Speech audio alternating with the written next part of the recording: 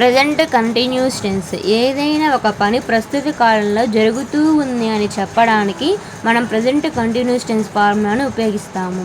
Affirmative sentence formula subject plus am is are plus verb 1 plus ing form plus object.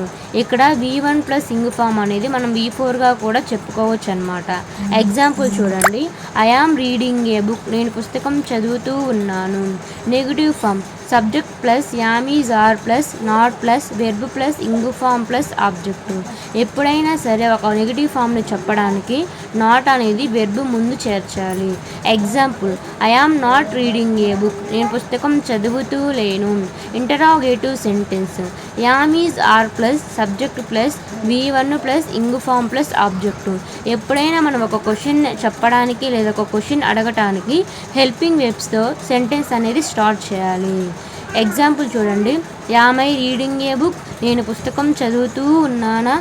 ఇంకొన్ని examples కింద ఇచ్చాను, ఒకసారి చూసుకొని practice చేయండి. అప్పుడు మీరు ఒక సెంటెన్స్ ప్రెజెంట్ కంటిన్యూస్లో ఎలా చెప్పాలి అనేది మీకు తెలుస్తుంది.